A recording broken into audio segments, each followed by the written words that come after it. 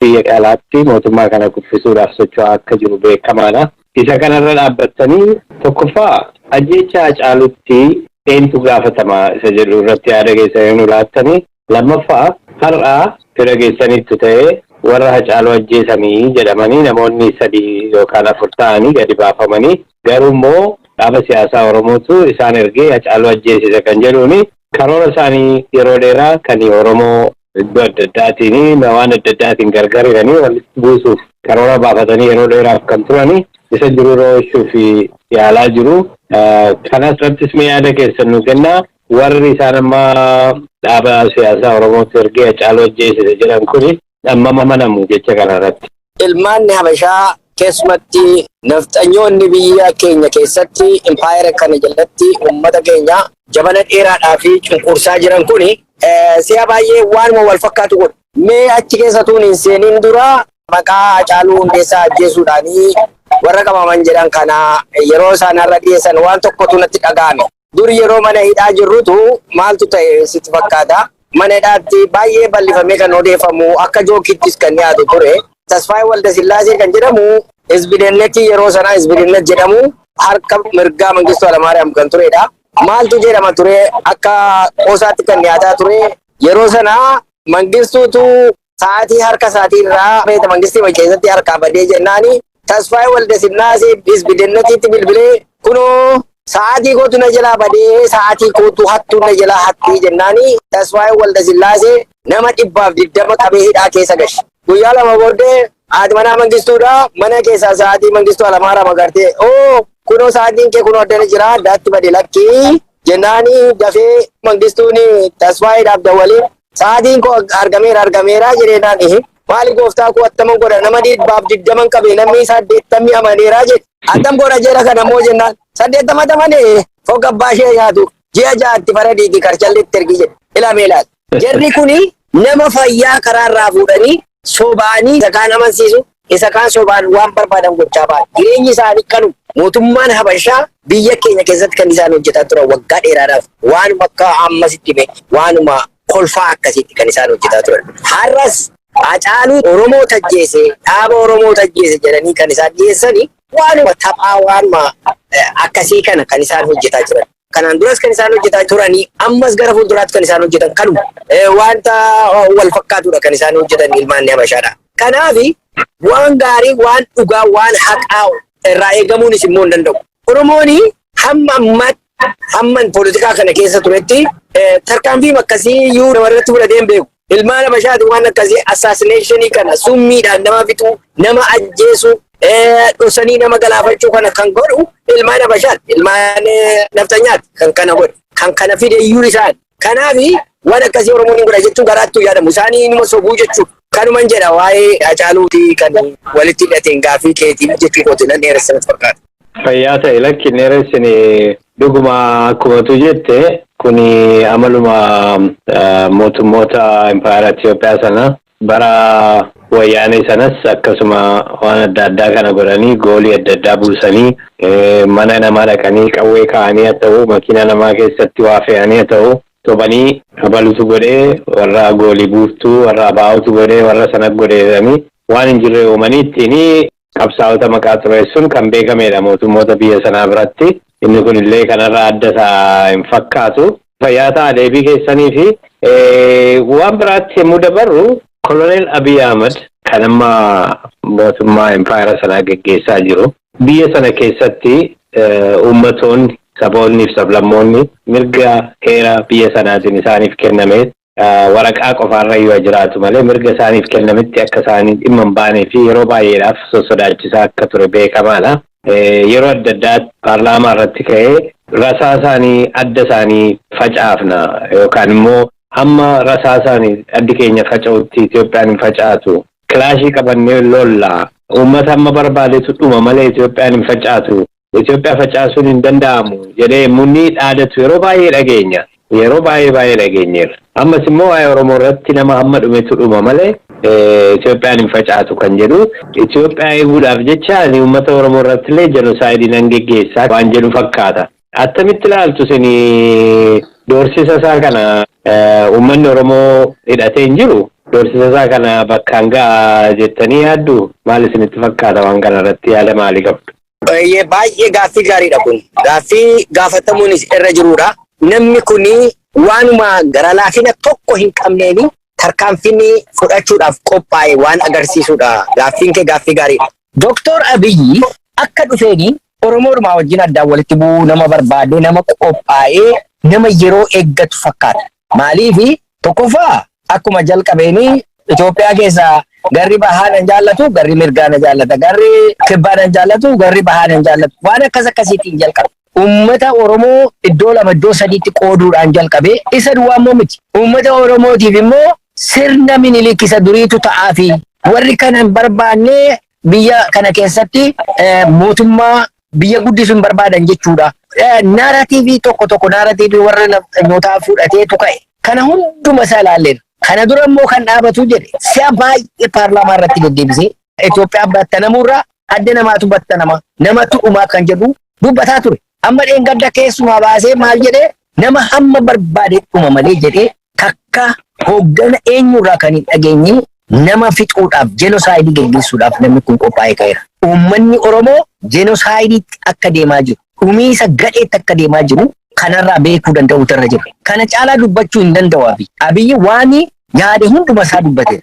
So uummanni Oromoo haala amma Abiyyi keessa jiru haala Abiyyi itti qophaa'aa jiru namoota hiriira booddee isaa galan humna isa booddee hiriira galan kana ilaallatee ofii isaatiis deemsa isaa sirreeffatee qophii barbaachisu gochuutu irra jira namicha kana dura dhaabbachuudhaaf. Kanaa gadi badiisa isa gadheetti deemaa jira jechuudha uummanni Oromoodha. Fayyaasa Ibbo Daani'el, egaa erga mootummaan tokko uummata silaa eeguu fi ittisuun irra ture irratti duguuggaa sanyii geggeessuuf kan doorsisu ta'e uummanni tokko immoo mirga of ittisuu kan qabu erga ta'e uummanni sun garuu mootummaa qawweedhaan isa fixuu barbaadu qawween qabu yoo ta'e akkamittiin ofirraa eeguu danda'a akkamittiin ofirraa ittisuu danda'a isa jedhu gaaffiin irratti deebii qabaattan kanan isin gaafadhu. Dhugaadhumatti tokkoffaa jaarmiyaan akka barbaachisu hundumti keenya irratti walii galla. Jaarmiyaan barbaachisa uummata tokko sochoosee diina dura akka inni dhaabatu gochuudhaaf jaarmiyaa barbaachisa. Lammata immoo miidiyaatu barbaachisa, barnoota barbaachisa, dammaqiinsa barbaachisa uummata keenya. Uummanni keenya har'a rakkinumti biyya sana keessa jiru gidiraadhaaf darar jeequmsi biyya sana keessa jiru waan baay'ee barsiiseera uummata keenya. Waggaa 50 kana keessatti waan dheeraa bareera uummati. Haa ta'u malee uummata keenya gara gaariitti baata. Daga kana yoo dabarte, gaara kana yoo dabarte walabummaatti baata. Jabaadhu daandii kanas si baasa. Isheedhuma kana laa hallayyaama kana ceetee gaara kana baatee jennaanii nagaadhaan jiraatta jedhee humna isa jajjabeessu barbaachisa uummati keenya. Tokko kan lammata uummati keenya tokkoffaa garaagarummaa isa gidduu jiru waan xixiqqoo, waan gandaa, waan amantii, waan qomoo, waan qudoo garaagaraa dhiisee amma deenjarii isa fuuldura jiru kanarratti hamma danda'ame walii wajjin dhaabbachuutu irra jira. Rakkinni isa mudataa jiru, balaan isatti deemaa jiru kuni guddaadha, baay'ee guddaadha. Garaagarummaa xixiqqoo kana ilaaluu dhiisee amma akka badiisatti deemaa jiru. Akka dubbiin kun dubbii hamaa ta'e baruutu irra jira. Yoo dubbiin kun dubbii hamaatti deemaa ta'e, badiisatti adeemaa jira ta'e, jenosaayidii adeemaa jiraachuusaa yoo bare uummati akka fedhe ta'ee walitti dhufeetu akka fedhe ta'eetu diina isaa dura dhaabbataa jechuudha. Uummati keenya kana baruu qaba. Akka balaa guddaan itti adeemaa jiru. Kana ilaaluu danda'uu qaba. Kabiraan uummati keenya kan inni gochuun irra jiru karaa arge hundumaa waan arge hundumaatiin lolaaf qophaa'uu qaba. Maal jechuudha kun? Waraana isa bira darbu, waraanarraa qawwee fudhachuu danda'u, dhaqee lafa makaasinii qawween cabsee saamuu danda'u, qawwee hamma danda'e barbaaddachuu, ofi hidhachiisuu danda'u, fira isaa hidhachiisu, inni maallaqa qabu hamma danda'e qawwee bitachuu danda'u, dhoofachuu, hamma danda'e kana shaakaluu gara dhumaatti deemaa jira uummati keenya. Dhumiisa isa gadheetti waan deemaa jiru kana baree qophii barbaachisaa hundumasaa godhachuu danda'u ta'e jira. Tokkoffaa garaagarummaa isaa dhiphisuu, lammata hamma danda'ametti of qopheessuu, of qixeessuudhaafi meeshaa lolaa qopheeffachuu, yoo baqachuu dhufes lafatti baqatu akka itti deebi'ee walitti gurmaa'u. Kana hundumaatiif shaakala godhachuu ammaa kaasee kana walitti dabarsuu iyyee dabarfachuu danda'u qaba uummati keenyaan jedhan. Fayyaata Abbo Daani'el. Gaariidha qabxii tokko kaaftanii. Qabxiin isin kaaftanii jaarmaa humna walabummaa qopheessee gara walabummaatti deemuuf jajjabeessuu uummata keenyaaf barbaachisaa kan jettanii irratti xiyyeeffachuu barbaada. Yeroo dheeraadhaa fi humna akkasii humna waa'ee walabummaa Oromiyaa dubbatu humna waa'ee walabummaa Oromiyaa dhaadessu irratti lola ideoloojii badaa gadi fagootu deemaa ture Oromoodhuma keessattuu. Isa ideological warfare jennu kana baay'ee irratti deemaa ture. Warri waa'ee walabummaa Oromiyaa dubbatanii fedhanii gara sanatti uummata keenya qajeelchuu yaalanii warra wal'aaloo warra siyaasaan idil addunyaa kun hin galinii fi warra waa'ee dimokiraasii hin beekne gabaabaadhumatti warra booddatti hafuudha jedhamee ilaalamaa akkasittiinis immoo ololamaa ture yeroo dheeraadhaaf. Kanaafi humni amma jettu kuni eessaa dhufuu danda'a amma halkan tokkotti yeroo dheeraadhaaf akkasitti irratti bobba'amee humni kun akka baay'ee dadhabu godhamee jira. Guyyaa tokkoof torban tokko keessatti eessaa dhufe har'aa diin akkas ijaaramee biyya keenya keessatti waraana bobbaasee uummata keenya akkas dararaa jiru kana dura dhaabbatee uummata keenya ittisuu fi haa ta'u qajeelfama furmaata yeroo dheeraaf ta'u kennuu fi haa ta'u humna akkasii kana eessaa fiduu danda'ama reegaa amma har'aa kan yeroo dheeraadhaaf akka dadhabuu fi akka wal'aalaatti akka hamaatti akka ilaalamu kan godhamaa ture eessaa fiduu danda'ama jettanii yaaddu har'aa akkamittiin guddisuu danda'ama jettanii yaaddu yoo hin jirullee ta'e. Gaaffii gaariidha kun. Gaaffii kee kana bakka lamatti hireen ilaala. Tokkoffaa olola diinni kanaan duraa kaasee nurratti odeessaa ture. Olola warra sabboontota Oromoo irratti ololamaa ture. Isa duwwaa immoo miti. Oromoo dhumti fuudhee ofirratti kan inni ololaa ture kaasta. Maalni kun maal jechuudha? Yeroo jalqaba wallaansoon kun jalqabame yuunivarsiitii keessatti biyyi Oromoo kolonii jala jira kan jedhuudhaan lolli jalqabe. Ijoollee yuunivarsiitii kana jedhanii jalqaban. Namoonni yeroodhuma haa jedhanii wallaansoo kana jalqabanii uummanni Oromoo kolonii jala jira, kolonii jalaa ba'uutu irra jira isa jedhuudhaan jalqaban. Keessumatti ijoollee yuunivarsiitiidha. Inni kuni warri Itoophiyaa wajjin jiraachuutu nurra jira warri jedhan, warri jireenya isaanii barbaadan tokko. Kan biraan immoo warri uummata Oromoo keessatti dhalatanii nafxanyoonni dubbiin kun gara inni itti deemu waan baraniifi dafanii warra Itoophiyaanistii wajjin harka wal qabachuudhaafi kun dhiphoodhaa, kun maaloodhaa, kan yaada gadi galoodhaa, gara booddee tafaadhaa, maaloodhaa. Maaliif isaan dursanii deenjarii dhufu, balaa dhufu, akka Oromoon walaboomu waan beekaniifi propagaandaa diinaatiin irratti afuufaa turan. Uummanni Oromoo kana utuu walii maksee hin barin tokkoffaa propagaandaa diinaa kana fudhatee internalaayizii godheetu inni silaa dhugaadhumatti bilisummaadhaaf dhaabatuyyuu gara booddeetti deebi'aa ture. Garuu kun dhaabuu hin dandeenye ilmaan nafxanyaatii fi warra saba keenya cunqursu dhaabuu hin dandeenye. Itoophiyaa'ummaadhuma sanayyuu fudhatee wajjin jiraachuudhaaf hawwii qabu yeroo Oromoon itti agarsiisu kuniyyuu isaan ga'uu dide. Kuniyyuu isaan ga'uu dide yeroo isaan gugguufanii miila isaanii dhungachuuf jedhan funyaan isaanii keessa dhiitutti ka'an. Har'a yoo agarte amma gaa Oromoon funyaan isa ga'e. Maaliif Itoophiyaan maas fudhate? Yaadi kunis gara booddeetti hafaati jedhee hammi tokko haa ta'uyyuu hedheetu sammiitii godhe harka kenneeyyuu wajjin jiraachuu barbaadee jennaan. Inumayyuu akka durii isa harka muraa farma muraa sirna sanatti gassi deebifne xinnooma ishees hafuura bu'aafatte kanayyuu lafa keessarraa dubbuunee uummata keessarraa fidnee akka gadi galootti sibituun nurra jira isa durii caalaatti gassi deebisuus nurra jira kan jedhuudhaan dhufan. Har'a garuu uummanni Oromoo abdii qabu hunduma isaa xuruurfatee duguuggatee fixateera. Maaliif kana booddee uummati Oromoo ilmaan Habashaa wajjin tas nagaadhaan akka hin jiraachuu hin dandeenye itti agarsiisanii ilmaan isaa qalanii ijoollee isaa gudeedanii isa mirga isaa gaafatu mirga gaafachuu dhiphummaadha jedhanii Itoophiyaa fudhachuu Itoophiyaa luwaalawwiinatti fudhachuu sirra jira. Tokkummaa Itoophiyaa kana immoo kan bulchu afaan Amaaraatiin afaan Itoophiyaa'ummaatiin kana duwwaadhaan deemutu irra jira kan jedhu waraabessatu gadi ba'eera. Bineensa isa ija baasee uummata Oromoo cafaqee sirna Habashaa jalatti gashuuf jedhetu gadi ba'e. Har'a warri Itoophiyaa jedhanii maraataa turanii lafa dhaqan dhaban. Maaliif wanti isaan bildii gochaa turan ijjeeraa turan waggaa dheeraadhaaf dimokiraasiidhaan jiraachuu dandeenya jedhanii propagaandaadhaan uummata Oromoo mataa naannessaa turan hundumtuu duwwaatti deebi'ee hafe. Har'a gara kam ilaaluu jalqaban waan completely haadha isaa abdii kutatanii gara walabummaatti deebi'an.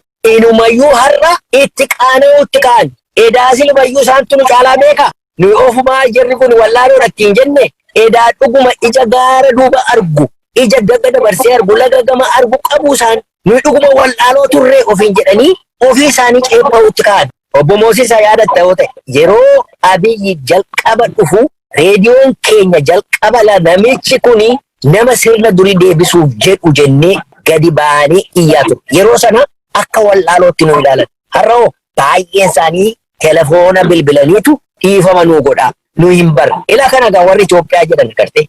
Hammam immachuurri akka ta'an, hammam wallaalummaan akka isaan fudhate. Garuu warri walabummaa jedhanii deeman hammam iji isaanii qaroo akka ta'e akka fagootti ilaalanii isaaniyyuu mataan isaanii ragaa ta'anii mul'ataa jiru jechuudha. Isaaniyyuu ragaadhaan ati kana jettee haasa'uun iyyuu osoo hin taane isaan mataan isaanii ragaa ta'anii deebi'anii telefoonanii quunnamtii garaagaraa godhanii isintu dhugaadha. Nuyi waan hin beekne haasa'aa turre kan jechaa jiru har'a isaanii jechuudha. Kan biraani inni lammaffaa irratti na gaafatte akkamittiin har'a eessaa dhufa?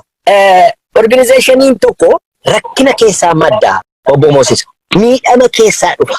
Har'a uummati Oromoo filannoo tokko hin qabu. Osoo hin jaallatiin walitti dhufeetu wal ijjeereetu yeroo xinnoo keessatti hooggana baafata jedheen amanaan. Maaliifi lagzariidhaaf yeroo hin qabu. Yeroo itti taa'ee yeroo balleessu hin qabu. Yeroo manni abiddi qabatu hundumtuu bishaan guureetti fiiga. Har'a manatu gubataa jira. Mana Oromootu gubataa jira. Kanaaf hundumtuu waan ittiin dhaabu. Inni kaan baala, inni kaan bishaan guuree Oromiyaa irratti fiigaa jira. Yeroo wanti akkasii kun dhalatu dafeetu jaarmaanii emerjii godha. Yookiin warruma jira keessaatu haala jiru baranii walitti dhufu nama alaas dabalatu yookiin amma warra loltuu ammaatu hooggana cimaa baafata. Karaa baay'ee dhufuu danda'a. Kanaaf abdii guddaa qabna. Oromoon abdii guddaa qabaa siin jechaan jira. Yaa ta'e Bodaaneelee ammallee qabxiin gara biraanatti kaaftee Oromoon amma akka nama manni irratti gubachaa jiruuti kan jedhudha. Kanaaf namni hundumtuu bishaan fudhatee itti fiiguu qaba. Ilmaan Oromoo jechuudha natti fakkaata keessumaa. Egaa ilmaan Oromoo kuni bishaan fudhatanii itti fiiguu jechuun akkuma sila kaaftee tokkummaa qabaatanii diina isaan balleessuu, eenyummaa isaanii balleessuu, Oromummaa balleessuu, mirga isaanii garbuu dhufee kana dura dhaabbachuu jechuudha. Isa kana immoo yeroo dheeraadhaaf kan isaan dhoowwatee ture xiinxaltoonni tokko tokko yommuu dubbatanii dhimma ilaalcha siyaasaa irratti adda addummaa jiru irraa kan ka'edha kan jedhamtu jiru. Akkuma amma kaafte warri furmaanni uummata Oromoo inni baay'ee biyya of dandeesse Oromiyaa kan jedhamu dhaabuudhaanii furmaata argata. Biyya akkasii biyya qofaa ishee baatee jiraattu biyya haqi keessatti eegame aadaa fi eenyummaan Oromoo keessatti kabajame kan keessatti hin doorsifamne haqi dhala Oromoo kan keessatti eegamu biyya akkasii yommuu ijaaramu biyyi sun immoo yommuu irree qabaatee ollaa isaanis kabajame ollaa isaa wajjin nagaadhaan bulu biyya akkasii kanatu barbaachisaa Oromoodhaa fi yoo kana ta'eeti rakkoon Oromoo furmaata argataa kan jedhamtu jiru. Karaa biraa immoo diina baay'eedhaan marfamnee jirra. Sabaaf sablammoota hedduun marfamnee jirra. Warri Habashaas nu gadhiisanii. Nuyi humna hin qabnu. Mootummaan Itoophiyaa wajjin wal lollee qofaa keenya moo dandeenyu. Kanaaf Itoophiyaan dimokiraatessina achi keessatti mirga Oromoo eessifnee jiraachuu qabna. Warra jedhantu immoo jiru. Isaan yeroo baay'eedhaaf waggaa baay'eef yaalanii dadhabanii jiru. Itoophiyaa kana dimokiraatessu. Kanarratti yaali nama adda adda ba'eetu amma ammaatti ture ammallee immoo akkasumatti jira. Namni amma tokkummaan isaa jabaateera. Namni baree biyya walaba Oromiyaa ijaarrachuun wayya kan jedhutti yaada kanatti deebi'eera jennee hawwina iyyuu adda addummaan kun ammayyuu jira. Mul'ata baay'ees jira. Akkamittiin kana lamaan walitti araarsanii gaa akka tamma jette kana mana gubatu kana oolchuu fi bishaan waliin baasanii bishaan itti guuruun akkamitti danda'ama? Mee eessatti walitti dhufanii waliin hojjechuun danda'ama? Mee isarratti yaada kenna. Keessumatti warra Itoophiyaa dimokiraatessuun hin danda'ama jedhu kana iddoo baay'eetti qooduu dandeessa. Warri akkas jedhu kuni warri dhugaadhumatti garaa isaanii qulqulluudhaan amanantu jira. Warra garraamii poolitikaan biyya sanaa, siyaasiyaan biyya sanaa akka inni itti deemu warra hin beekne, warra nama ilaalee deemu kaayyoo ilaalee hin deemne, warra abaluu koo jedhe warra jedhu warra akkasii kuni qulqulluudha isaan. Kan biraan immoo warra dantaadhaaf deemutu jira, warra taayitaadhaaf deemu jireenya isaaniitiif warra deemutu jira. Isaan immoo warra akkasii kana of jala hiriirsu, warra kaayyoodhaa fi dammaqiinsa akka ga'aa hin qabne kana of jala hiriirsu isaan immoo. Kanarrattitu advaanteejii irratti fudhatu. Kaampii kana keessa hammi tokko garaa hiranii dubbii isaa ilaalanii akka inni nama hin baafne baranii achi as deebi'aa jiru. Amma gaa nuyi maal gochuun nurra jira? Warri walabummaatti amanna jennu warra silaa garaa isaaniitiif fi dantaa isaaniitiif deemu warra beekaa hojjete homaa deebisuu hin dandeessu. Inni homaa gatiin qabu isatti rakkachuun hin barbaachisu. Garuu warra nama ilaalee deemu, warra akkasumatti nama jala deemee nama jala hiriire isaanitti dhiyaachuudhaan isaaniin approachii godhanii isaaniin barsiisuu, isaaniitti himuu, isaaniin gargaaru akka isaan haqa kana baran gochuudhaani achi as hawwachuu danda'udha. Tokko. Amma advaanteejii nuyi qabnu yoo jiraate ilmaanni Habashaa Itoophiyaa Dimookiraatessuu kan jedhu kana haadhuma isaa fixatteetti. Nama kana jedhus dhaga'uun barbaadan. Itoophiyaa Dimookiraasii wanti jedhamu nafxanyaa jalatti isa jedhudha. Filoosofiin isaanii. Filoosofiin isaanii Itoophiyaa lu'aalaawwinnati. Itoophiyaa lu'aalaawwinnati jechuun olaantummaa Habashaa jechuudha. Olaantummaa Itoophiyaa jechuun olaantummaa Habashaa. Alaabaa tokko, aadaa tokko, afaan tokko isa jedhu kan sirna Haayile Sillaaseef kan Minilik sana. Isa jalatti dimookiraasiidha kan isaan jechaa jiran. Amma isa kanatti galaafii jira Oromoodhaaf. Hamma danda'ame gaa warra kana hin beeknetti ibsuudhaaf, hamma danda'ame barsiifachuudhaaf wanti nama dinqu Itoophiyaa Dimookiraatessinaa, Itoophiyaa Dimookiraatessuun hin danda'ama warra jedhu gadda tokko keessaa gadi ba'eetu ibsa kennaa ture. Maal jedhaa? Itoophiyaan har'a Oromootu geggeessaa jira. Oromoo walaboomeedhaa jedhee jalqaba. Look, namni kuni izar hundumtuu harkaa badeera. Warri Itoophiyaa jedhan kuni abdii kutannaa keessaa kan ka'e politikaa wal jalaa dha'eetu waan mahaasan wallaalaa jiru. Kanaafi kaampiin isaanii sheekii gochaa jira. Uummata irraa harca'ee garanatti dhufaa jira. Abdii kutataa jira. Kanaafi abdii guddaa qaba Oromoo walaboomuudhaa fi gara walabummaatti dirree walabummaa daandii walabummaarra bu'eera. Kanuma walitti qabanii akka inni abidda sana dhaabsu baaketii fuudhanii isaan ittiin bishaan waraabu, isaan ittiin baala caffatee itti fiigutti kennuudha. Kanuma duwwaa. Fayyaasa Ibbo Daani'el.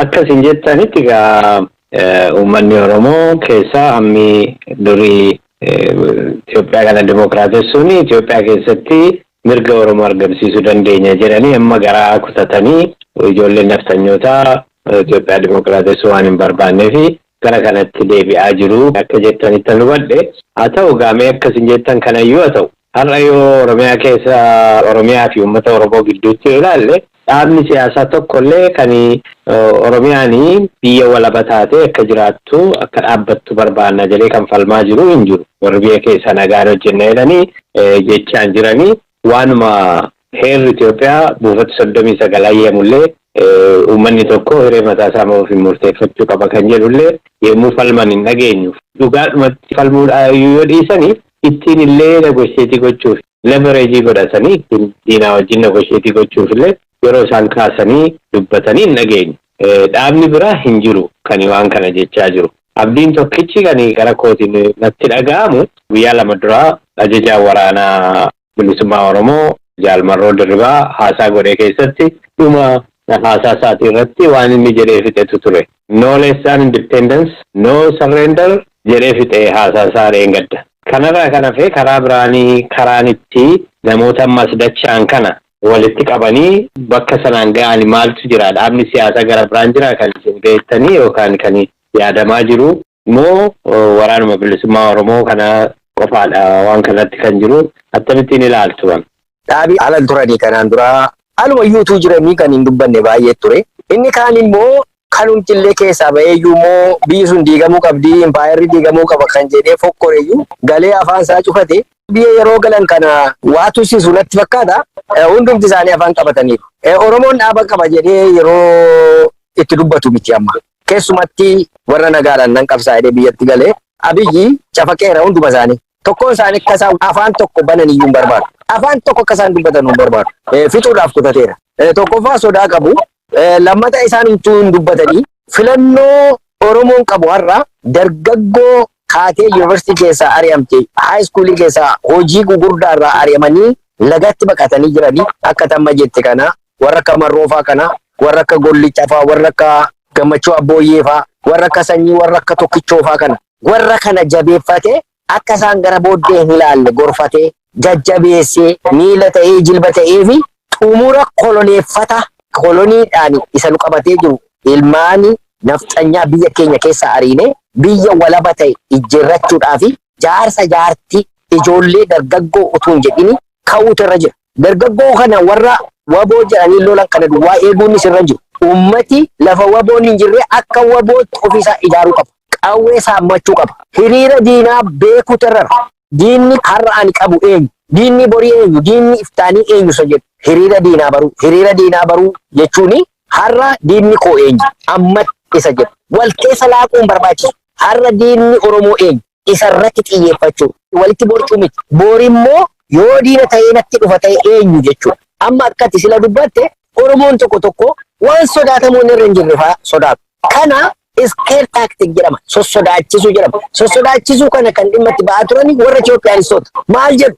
Sabaaf sablammiin nu marsee jiru nurratti kaa'e. Sabaaf sablammiin maaliif sirratti ka'a? Walaayitaan mirga isaa gaafataa jira. Sumaaleen mirga isaa gaafataa jira. Sidaamaan mirga isaa gaafataa jira. Tigreen mirga isaa gaafataa jira.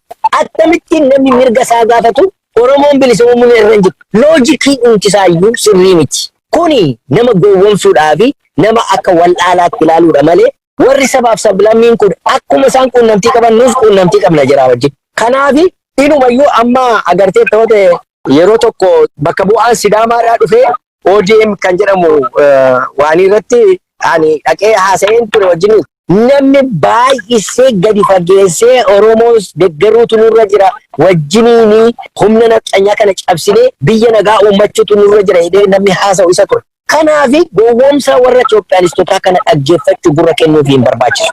Oromoon biyya isaa qabatee jennaan humna nafxanyaa inni guddaa fakkaatee mul'atu kuni salphaatti of keessaa ari'ee ishee fixuu danda'a jechuukooti. Kana.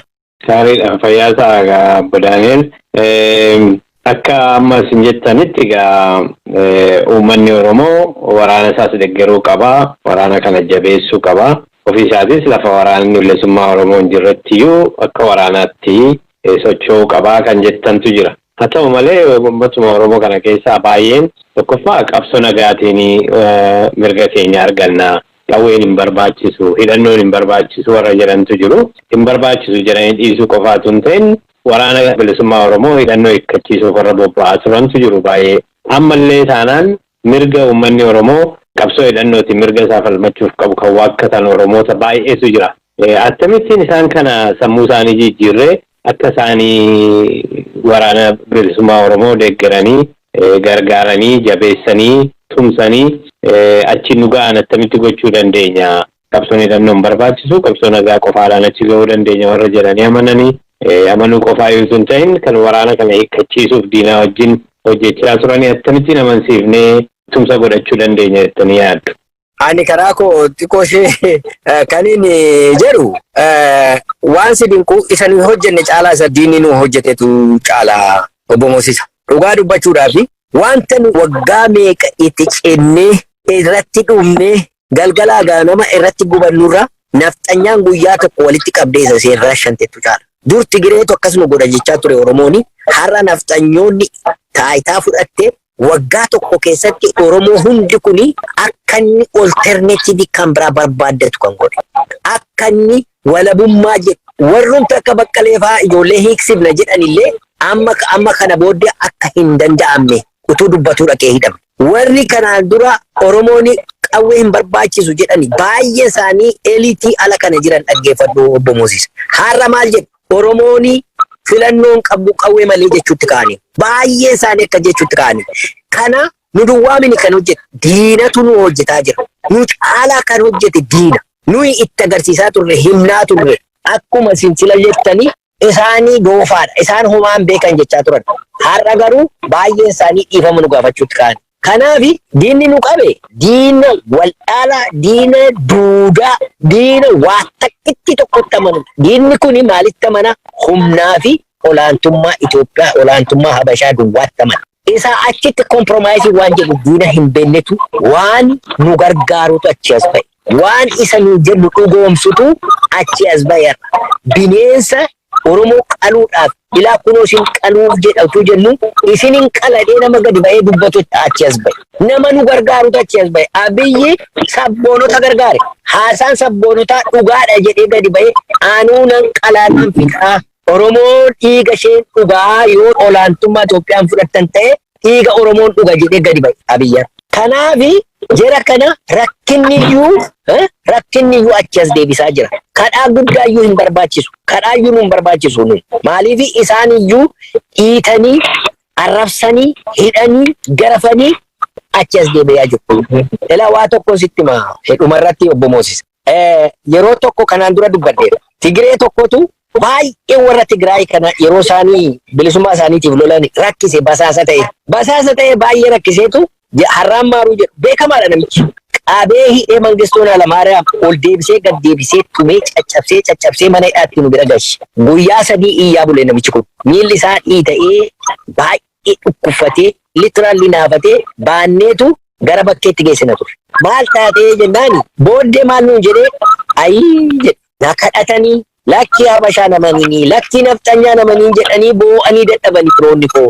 Yeroo isaan dhufanii gurratti na hasaasan naa galuu didee miilla kootiin jala miilla kootiin naa galee dhaggeeffatu. Har'a Oromoo isa Itoophiyaa jedhee boo'u miilla isaatiin galaaf. Har'a inni toorchii galee ba'e waan kan biraa isaa ba'aachi gadi yeroo ba'u. Kanaafi haalli gara keenya jira. Efertii xiqqootti dabaluudhaafi waraana bukkee dhaabannee akka ummatti wal ijaaree gara waraanaatti deebi'u goonee jennaani salphaattitu biyya abbaa keenya keessaa nafxanyaa baafnee ariinaa jedhee yaadan. Siyaasa Obbo Daani'el yeroo dheeraa fudhannee waan baay'ee tuqnee gara dhumaatti dhiyaachaa jirra. Gaaffii nan isin gaafatin kan irratti waa jechuu barbaaddu dhaamsa qabdu yoo jiraate yeroon si kennama. Dhaamsiin qabu Oromoon jabaachuutu irra jira. Oromoodhaaf namni ilu hin jiru. Ilmaanni nafxanyaa hamma funyaanitti hidhatanii qophaa'anii waggaa baay'ee kana odeessaa ture. Har'a achi as bahee Abiyyi dura taa'an ilmaan nafxanyaadhaa gadi bahee Oromoo nan fixa jeenosaayidiitti deemna. Waanan jedhan hin fudhattan taanaani nama hamma barbaadeen fixa malee gara booddeetti hin deebi'u jechuudha. Har'a humna Isaayyaas Afwerqiitii fi humna alaa ilaallatee uummata irratti akkas bookkisaa jira namichi kun. Wanti nu barbaachisu humna hin qabnu. Humni keenya walii keenya duwwaadha. Ilaa wanti hin dhaamu warri hiree murteeffannaa jettani waa'ee hiree murteeffannaa kana waldhaalummaa keessan nama hin barsiisina. Hiree murteeffannaa jechuun kan inni argamu walabummaa booddee. Walabummaa dura hiree murteeffannaan jiru. Biyya abbaa keetii keessa qawwee baatee nafxanyaan mataa keetti qawwee qabee hiree kee murteeffachuu hin dandeessu. Kaniti hiree kee murteeffachuu dandeessu. Waltajjii walaba ta'e eega ijjeerrattee booddee. Biyya abbaa kee keessa diina eega ariitee booddee. Zabxiyyaa eega ariitee caccabsitee bal'eessitee booddee. Eega warri security'n basaasi akka jirtutti biyya abbaa kee keessa baaftee booddeedhatu carraa uummatichaaf laatta.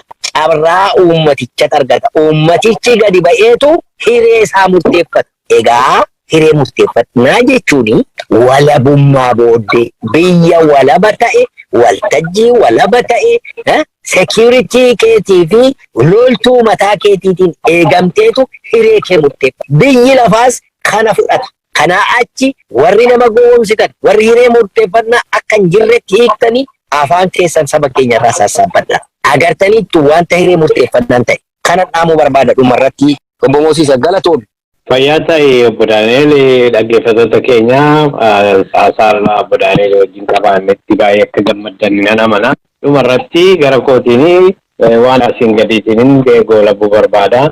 Innis uummanni Oromoo bakka nagaan mirga isaa argachuu dadhabetti waraanaan mirga isaa gonfachuuf haqa qaba. Kanneen Oromoo ta'anii uummata Oromootti mirga kana waakkatanii qabxiilee hubachuu isaan qaban tokkotu jiru. Isa kanaan hubachiisuu barbaada. Tokkoffaa hunda dura uummanni Oromoo qabsoo bilisummaatti jira. Mootummaan Itoophiyaa garuu uummata Oromoo gabroomsuu fi gabrummaa jala tursuu fi lola yookaan waraanatti jira. Lolli yookaan waraanni qaama lamaan kana gidduutti deemaa jiruudha. Humna gaarii fi humna hamaa gidduudhaa jechuudha. Qabsaa'onni bilisummaa Oromoo fi humni uummata Oromoo humna gaarii kani bilisummaaf qabsaa'u mootummaan Itoophiyaaf kittileeyyoonni isaanii naftanyoonni keessumaa humna hamaa evil force dha jechuudha. Humna hamaa balleessuu moo waaqayyoo hin jaallata akka beeknutti. Qabxiin lamaffaa kan obboleeyyan keenya mirga qabsoo hidhannoo uummata keenya akka tan hubachuu qabani uummata Oromoo fi lolli yookaan waraanni filmaata sadhumaati. Isa afaan Ingiliziitiin last resort jedhanii.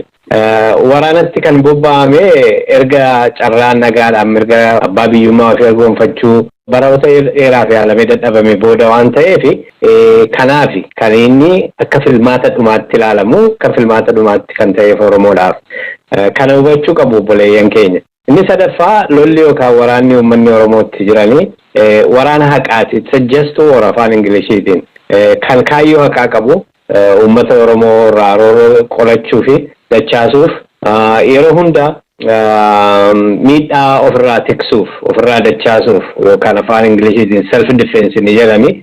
Dhimma sanaaf waraanni godhamu waraana haqaati. Akeekni waraana uummanni Oromootti jiru akka sabaatti of dandamachiisuu fi roorroo ofirraa dachaasuuf malee mirga nama tokkollee sarbuuf akka hin taane beekuu qabu. Obbolaan keenya mirga qabsoo hidhannoo uummata Oromootti waakkatan kun. Arfaffaa uummanni Oromoo akeeka sirriidhaa fi akeeka gahaa ta'ee fi lola kanatti jira.